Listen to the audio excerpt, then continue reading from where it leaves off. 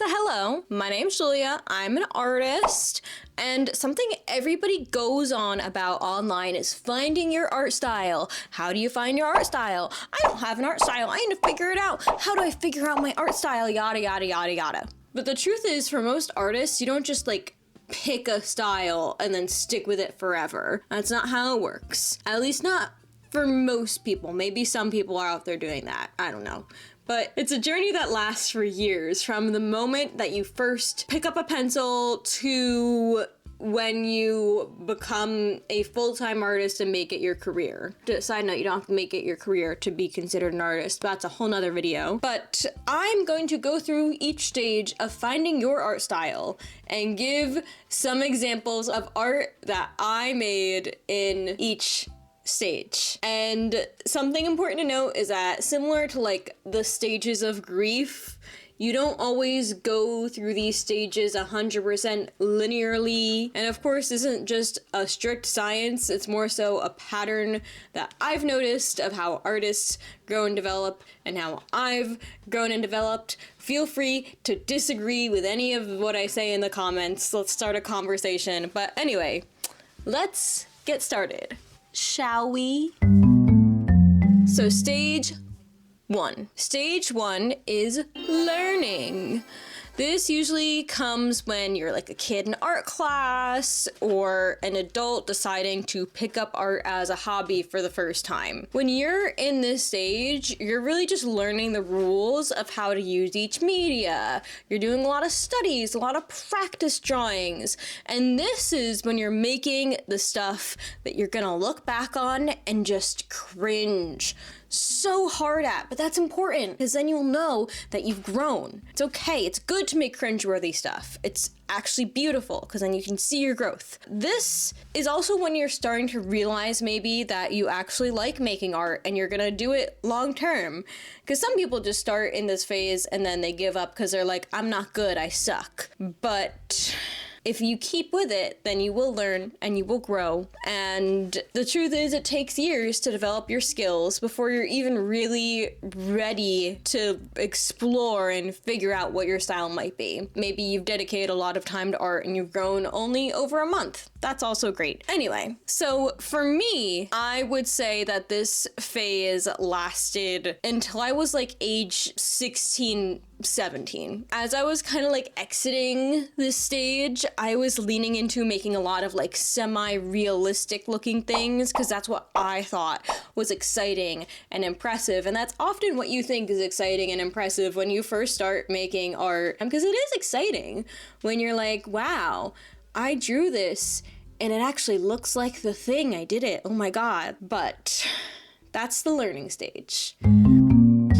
Stage 2. Stage 2 is copying. And I don't mean this in that you're stealing ideas from other artists, but this is the stage where you're looking at what other artists are making and getting inspiration. This is the stage where you decide you're gonna draw your favorite anime character over and over again because they're your favorite character, and that's so fun. This is really when you're starting to learn what you like and what inspires you, because you're seeing the art that you like and you're like, ooh, I want to make art like that. And you're kind of finding inspiration, and you haven't quite learned yet how to come up with your own ideas, but you're having fun, being inspired by other artists, by drawing your favorite characters, by, that type of thing. A lot of the time, this stage can kind of overlap with the learning stage, or even come before it. Maybe you started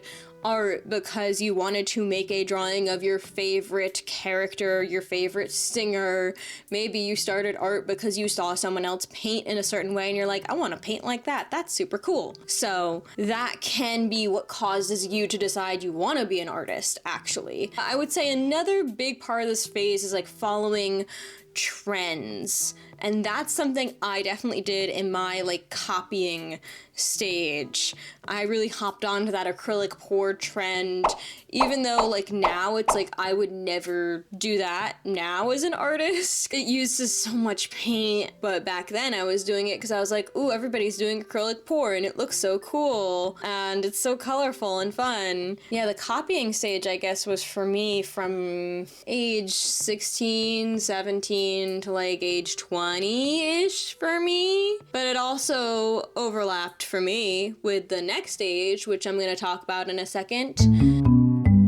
The experimenting stage. So stage 3 is experimenting. And now this is like when you're trying every media because you're super curious how each media works. You're mixing medias, you're trying to figure out how they work together, and it's fun and it's exciting. Kind of like you've learned the rules in the learning stage, and now you're gonna break them and you're gonna see what exciting things you can do.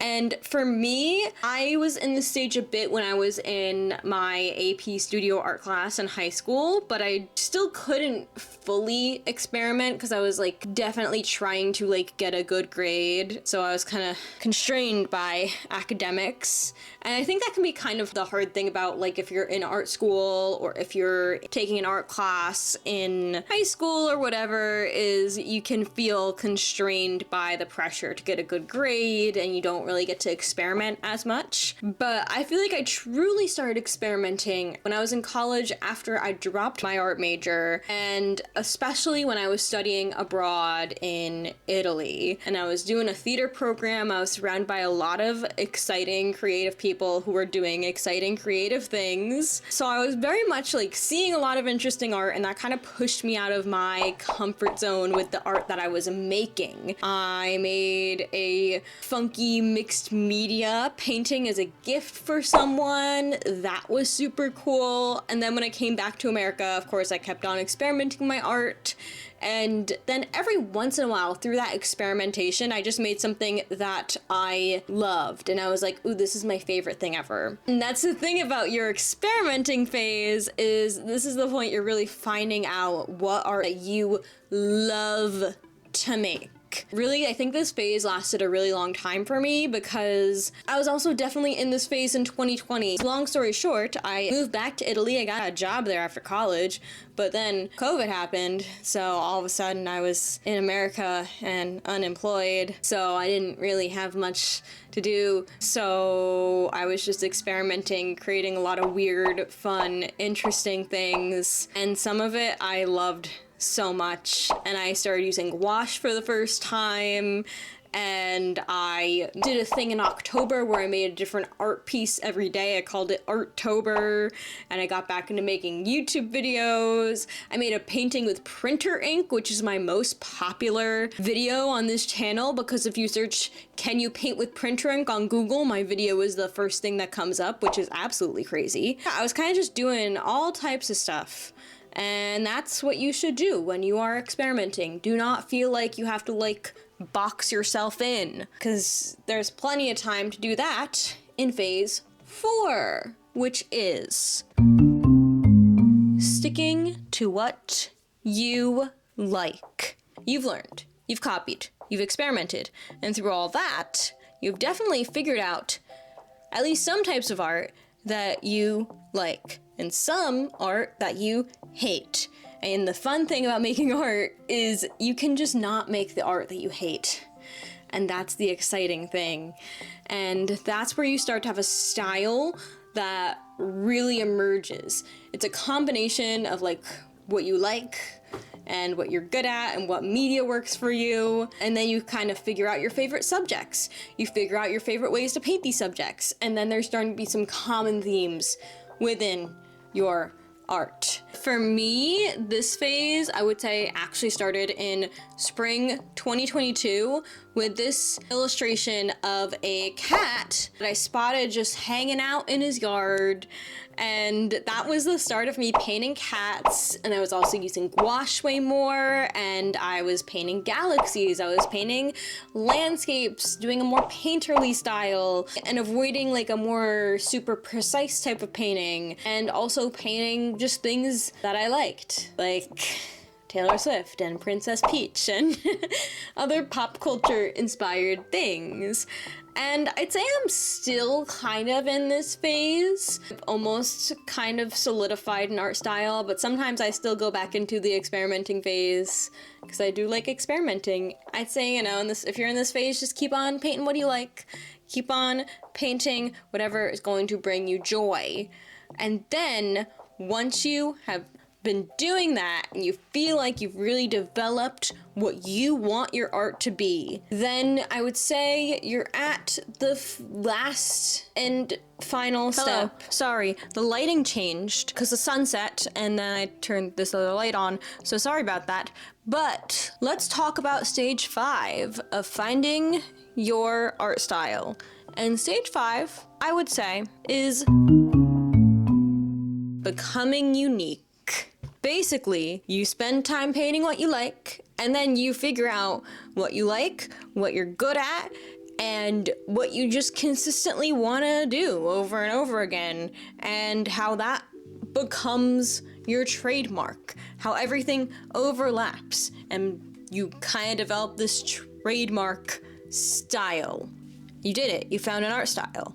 Then if you actually want to make money from your art, you need to go a step further and figure out not just what you like and what you're good at, you also have to figure out what will sell, which can be an added challenge because if you want to make money from your art, you actually have to sell it in some form or fashion. An easy way to kind of find that overlap of what you like, what you're good at, what makes you unique, and what will sell, you can just go to an art fair, bring your art there, and then see what people are the most interested in. Even if you don't sell anything, see what people gravitate towards the most. And I would recommend if you're doing this for the first time, don't go to an expensive art fair. Find one that's like low cost, that's more affordable, that's where the fees aren't too much, because you don't want to spend a lot of money on your first art fair when you haven't really sold anything yet. But that's a good thing to do if you're trying to sell your art and you're trying to figure out what of my art is actually going to sell well. And then you find your trademark style, basically. And this whole process, these 5 phases, can take honestly years. Because being an artist is a long-term journey, and that's the fun, exciting part about it, is when you're at stage 5 and you have your art style and maybe you're selling your art and you're starting to become a professional artist, you can look back on your art from, you know, maybe your stage 2 art and you're like, that's so not me anymore. Or you can look back on the art you made when you were first learning and you're like, wow, I am a completely different artist now. And the number one way you get to figuring out your art style is basically you just gotta make a lot of art. Through all these phases, you just gotta make a lot of art and try as many mediums as you can, try as many experiments as you can until you figure out what you like doing. And it's really important. You gotta make art you like. And then I would say there was also kind of a 6th stage. And this is the bonus stage of maturing and growing. Because you find your art style and you have a style, but that style doesn't stay the same forever. It still changes over time. Maybe you find you actually really like colored pencil and you incorporate that into your art style, I don't know, and you find other things you like painting, or you know, your skills just develop and you get better. So the thing is, your taste will change, your process will change, basically what you like doing, and maybe the art that fits into your life will change. And that's okay, and it's really cool, because then your art never stops evolving, and that's really exciting. And the thing about an art style is, at the end of the day, it's not a set of restrictions that you place on yourself to create a more cohesive body of work. It's the type of art that you decide that you want to make after figuring out that overlap of what you're good at, of what you like, and potentially what sells if you're selling your art at all. So that's kind of a very rough set of stages that most artists follow, but maybe you didn't follow it. Maybe not every artist follows it. And it's different for everybody, and it all depends on, your life experiences, your access to, art supplies, your inspiration, and so obviously these stages are going to be so different for everyone. Anyway, I hope you enjoyed, and I hope you learned something about art style, and this is a different video than what I usually make. If you like it, maybe I'll make more videos like this, but also if you enjoyed it, just please subscribe. I do a lot of fun artsy stuff on here, and I also make music. Please give a small YouTuber a subscribe. I would love you forever. Thanks, bye.